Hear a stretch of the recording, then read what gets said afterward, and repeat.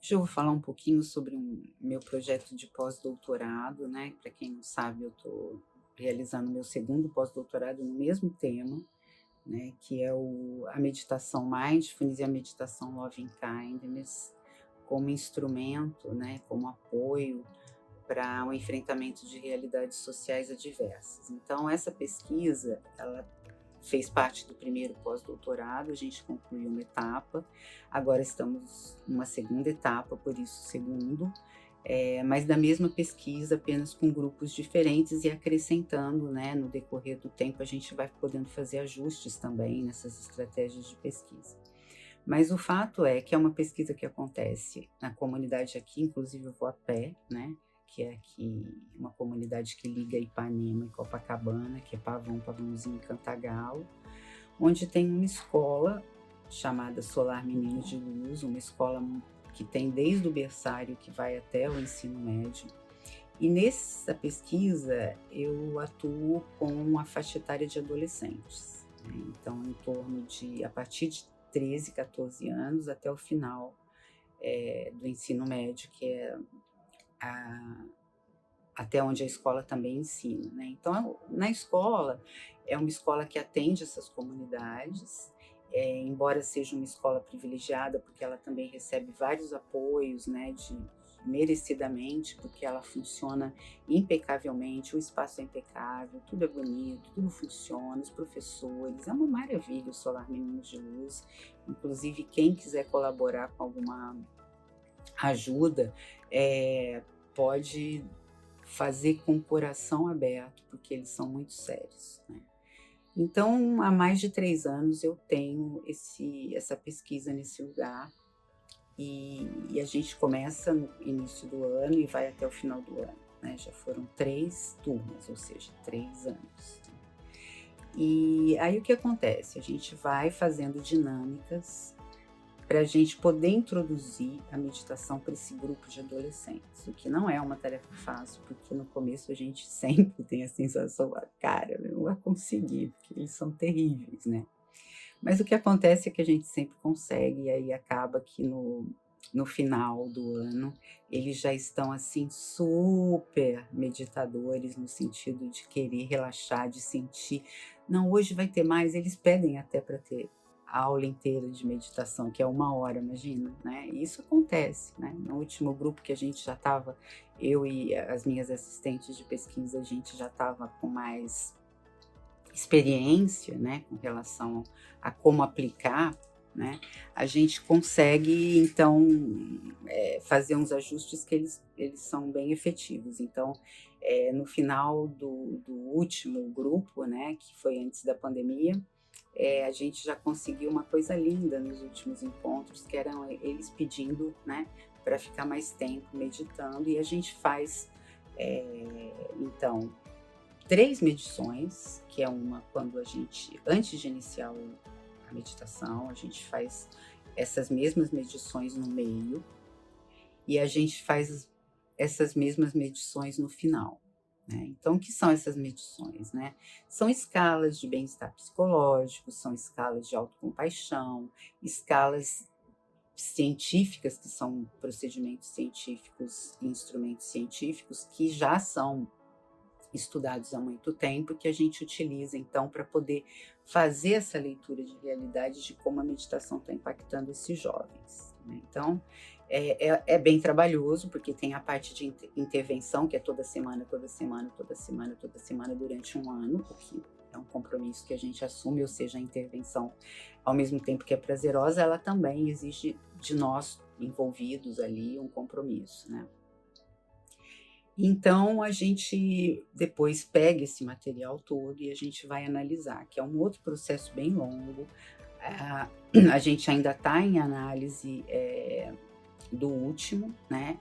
Tem a parte qualitativa, que a gente faz os diários de bordo a cada sessão, para poder analisar no decorrer de 1 ano, né, o que aconteceu e fazer, então, a análise dos discursos dos jovens, né, perceber como é que é o comportamento deles em relação à prática através da manifestação deles.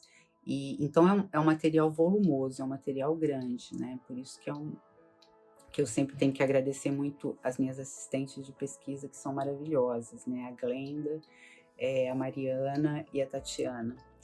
E então e a parte, quantitativa, que é a análise, numérica, digamos assim, né, de escalas mesmo, de como essas escalas elas se movimentaram no decorrer desse 1 ano. Isso envolve, programas, softwares, para fazer essas análises. É também minucioso, a gente tem que ficar preenchendo cada coisa, o que cada um escreveu, e é um número grande, né, geralmente é em torno de, 40 a última turma, imagina, né. Então esses 40 a gente tem o material que a gente está analisando, então onde a gente pretende confirmar essa hipótese de que a meditação ela é um instrumento de enfrentamento de realidade social diversa para esse grupo de adolescentes, né. Então em relação até essa investigação, né, a gente fala, poxa, a gente está recentemente eu falei de ciência contemplativa e fiz uma comparação com a ciência, né, do jeito que a gente entende.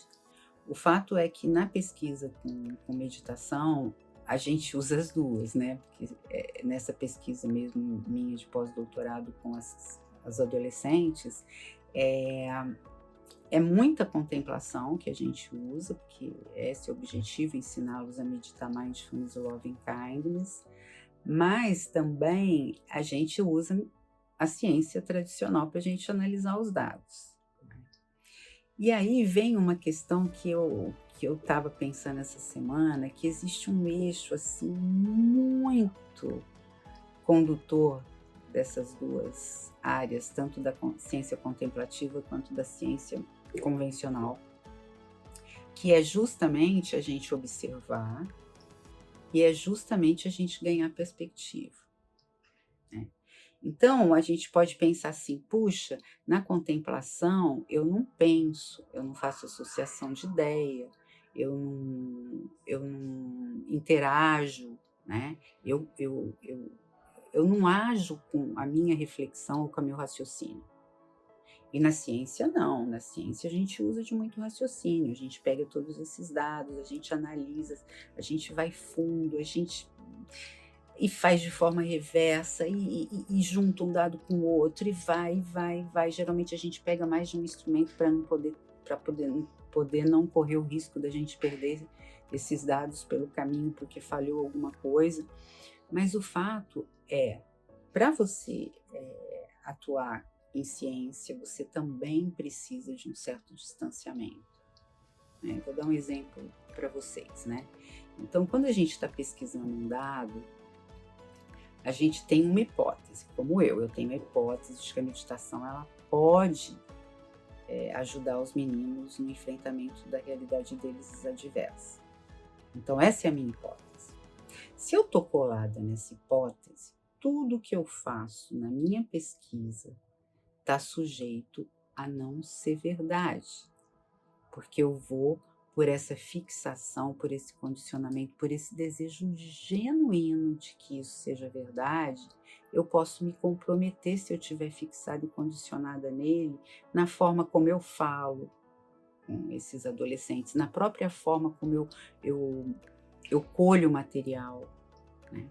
Porque eu estou fixado e a minha visão está muito estreita e colada nesse meu desejo de que a minha hipótese seja confirmada, eu inconscientemente conduzo para um resultado, distorcido, de acordo com aquilo que eu quero. Então, na ciência, a gente também precisa ter muito essa neutralidade que a gente fala, Bourdieu fala muito bem disso.